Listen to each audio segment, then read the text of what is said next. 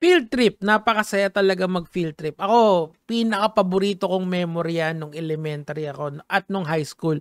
Nung college kasi hindi na naging requirement yan kasi pag college ka, iba-iba na yung pinapagawa sa inyo ng mga kolehiyo nyo. So, isa sa mga pinaka-memorable, pinaka-masayang bagay na meron talaga sa pag-aaral ay yung field trip.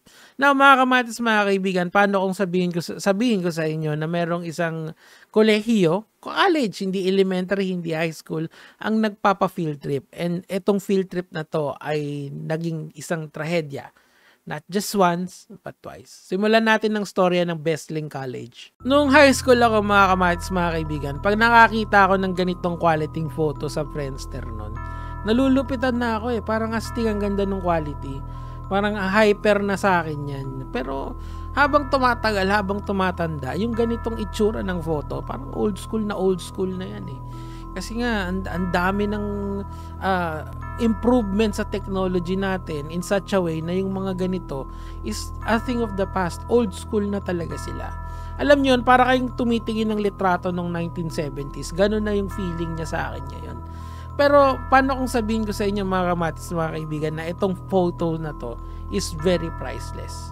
Because this would be the last photo that this group of individuals will take for the rest of their lives.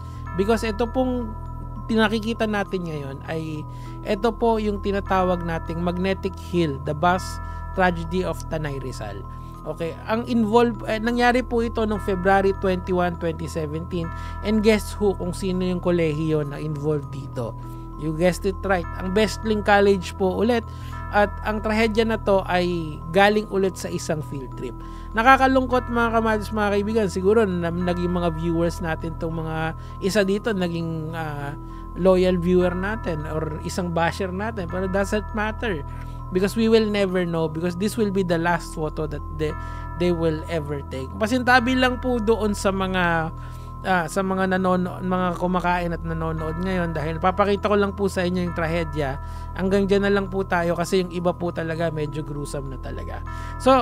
So imbis po matuto yung Bestling College kung ano ang dapat gawin at anong mga precautions ang dapat sundin para hindi na maulit tong trahedya na to, or at least hindi maulit na magkaaberya at libu-libong or daan-daang estudyante ang madadamay na naman.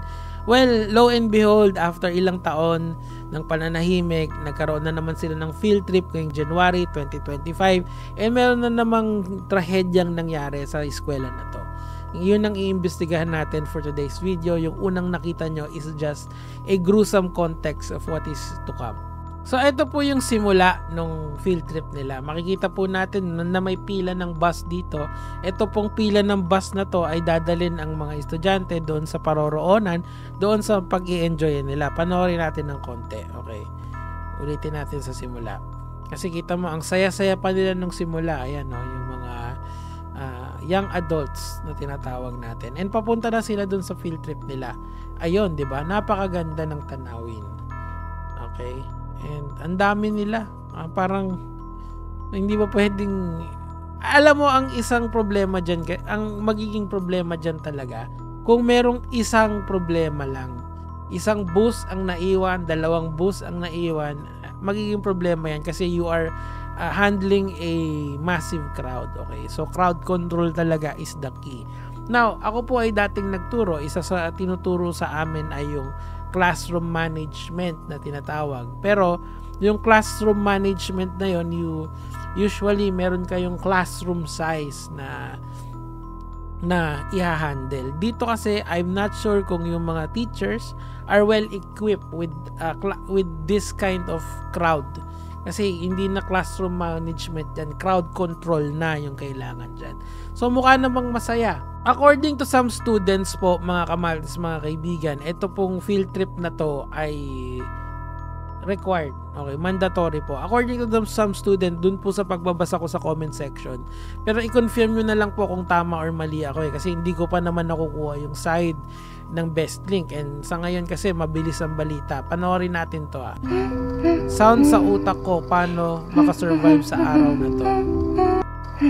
Alam mo, dapat hindi ganyan eh. Opinion ko lang po mga kamatis, mga kaibigan. Yes, ang field trip po ay actually character building yan, lalong-lalo na pagbata kayo. Pero pagka medyo papunta na kayo sa adulthood at isa na kayong young adult, meron na kayong identity na tinatawag eh. Inaaral kasi yan sa or nagde-develop kayo ng identity. Inaaral natin yan sa psychology. And I don't believe na do you really need to have this mandatory, all of your students from your school having this amount of people? Tandaan natin, ang mga teacher ayan ay trained sa classroom management, hindi sa crowd control. Iba kasi kailangan doon.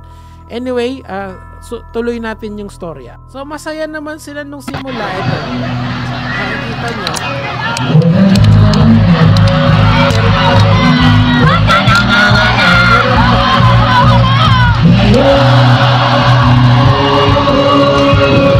lang, mamaya po ay mawawala sila. Napaka parang foreshadow ng mayonnaise. Kita sa aming bahay, di tayo eto, may swimming pa na nangyayari. So ganito po yung storya nitong kung bakit sila nag-field trip. Meron, eto kasing panahon na to is yung tinatawag na foundation day ng eskwela. So nirequire po yung mga bata na sumama dito sa field trip na to, or yung mga young adults. And nakikita naman natin, masaya siya kung sa masaya. Kaso nga lang talaga, sana lahat may mga contingency sa mga trahedyang mangyayari sa mga susunod na sandali. Eto, kita mo, ang saya-saya pala nila eh. Pakinggan lang natin ng konti ha. Hindi pwede kasi may copyright yung kanta eh.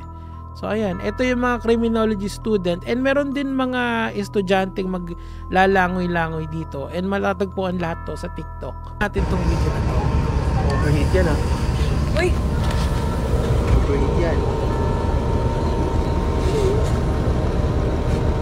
May naririnig ako sa background na nag-overheat yon. Palagay ko tama yung ibig sabihin nun na nag-overheat yung makina ng bus, kasi siguro dapat kasi may contingency yan eh. Like pag yung mga modern bus ngayon kasi kapag nagkaganyan, meron silang contingency na plano.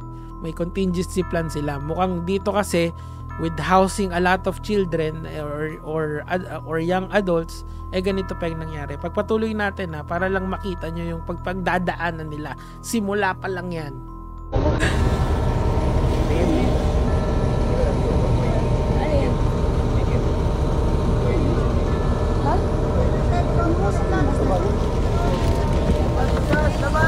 my gosh, what's happening? Bagko. Siya po si Miss Jonah, isa po siyang LGBT na sumali sa kasi sa Foundation Day merong competition ng mga LGBT, and isa siya sa mga outstanding doon. Ngayon, ang nirereklamo po niya dito is nagkaiwanan daw. After daw nung competition nila sa Miss Gay or something like this, meron daw nagkaaberya daw nung papauwi na yung mga estudyante, kasi hindi naman sila magtatagal doon, ilang oras lang or ilang araw lang nila inarkila yung place na yon, and kailangan nilang umuwi. Ang sabi niya dito, first come first serve basis daw yung mga sasakay sa bus. So merong mga naiwanan, and yung mga naiwanan na yon, dahil may mga bus nga na nakita nyo na sira, hindi sila nakauwi agad-agad, and they had to endure walking for 2 hours. Now, ang kagandahan dito kay Jonah is pag pinakita niya kay Miss Jonah, pinakita niya yung sitwasyon on the ground. Ito, nakita nyo, nag-hiking na yung mga bata kasi nga ay nasira na yung mga bus. Ayan, tingnan nyo, ito, kumakain sila sa Gedli kasi nga wala silang masakyan na bus, nasira nga eh. It seems to me na kulang sa preparasyon yung school. Ito, panoorin natin to.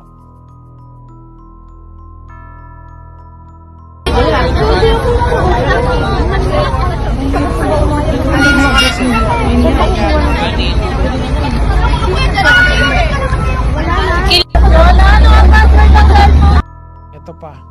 Panoorin natin lahat.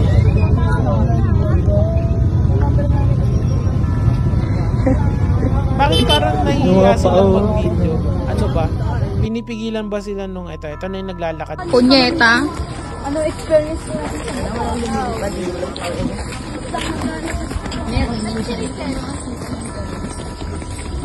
Hindi mo nga alam, tinitingnan ka na nila. Ang nakakatakot dito mga lods, kasi highway po kasi ito eh. Hindi mo alam baka ano yung mangyari dito. Sigurong ipo siya. According to some reports mga kamatis, mga kaibigan, may mga hinimatay na daw dyan talaga.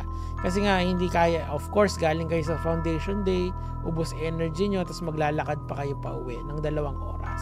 I think that is unfair and uncalled for. Ito, ayan o, may dumating na EMT, ayan o.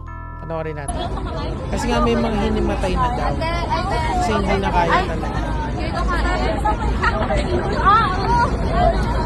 Yan yung sinasabi ko sa inyo eh. This is, wala na sa scope yan ng pagtuturo, okay? Ng classroom management. This is something beyond that eh. That's why you need to hire people for this kind of things. Ang hindi ko alam dito sa eskwelahan na to, bakit walang mga kunyari yung mga nagka-crowd control na tao, mga kapulisan, dapat merong mga ganyan din eh, or at least ayan may EMT naka-standby.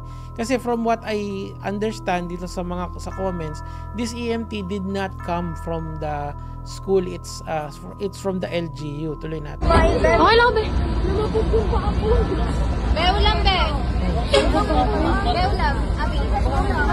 So ito po yung video kung saan po merong EMT na nakatutok dun sa isang hinimatay. Kasi po, isang video lang to eh, pero according to the balita, there were more than one person na hinimatay or needs of medical attention.